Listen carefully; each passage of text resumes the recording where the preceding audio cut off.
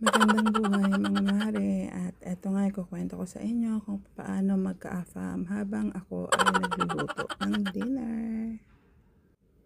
Siguro naman sa loob ng 6 years pwede na ako magpayo kung paano magka-AFAM, kung paano hawakan yung AFAM sa leeg. O eto nga mga mare, paano daw ba magka-AFAM? Syempre mamuhunan kayo, wag tulog ng tulog, wag yung wish ng wish. Kasi pag nag-wish kayo, gusto ko mag-AFAM. Hindi po basta ganun. Mamuhunan kayo, maglo-load kayo araw-araw.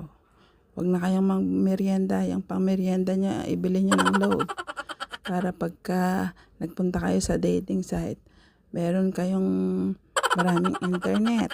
Kasi maraming AFAM doon, pero maraming manloloko, kaya swipe lang ng swipe, ganun lang. At eto pa, pagka nakahanap na kayo ng AFAM, sabihin nyo mabait kayo kahit hindi kayo mabait. Sabihin nyo malambing kayo kahit hindi kayo malambing. Sabihin nyo masarap kayong magluto kahit na hindi naman kayo masarap magluto. Kasi sila naman yung magluluto para sa inyo. Hihi.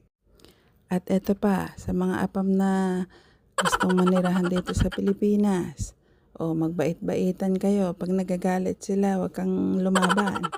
Tumahimik ka lang. Pag tumagal na, bibili na ng mga lupain niya ng kung ano-ano. Sa'yo ipapangalan, saka mo siya labanan. Hindi ka na niya lalabanan, takot na siya. Kasi hawak mo na yung alas. Ganun lang mga mare. Yung sinasabi nila na swerte-swerte lang yan, hindi rin. Kayo yung gagawa ng buhay nyo.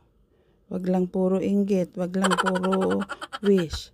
Gawin nyo rin yung pumunta kayo ng dating site para magka-AFAM. Ganun lang yan. Wag puro pangarap. Kailangan gawa-gawa din, lakasan yung loob. Wag maging mahina.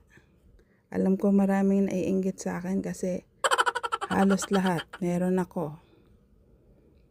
Halos lahat ng gustuhin ko, kaya kong bilhin. Lahat ng gusto kong gawin, kaya kong gawin. Payo ko lang, yung mga nahiwalay na sa asawa.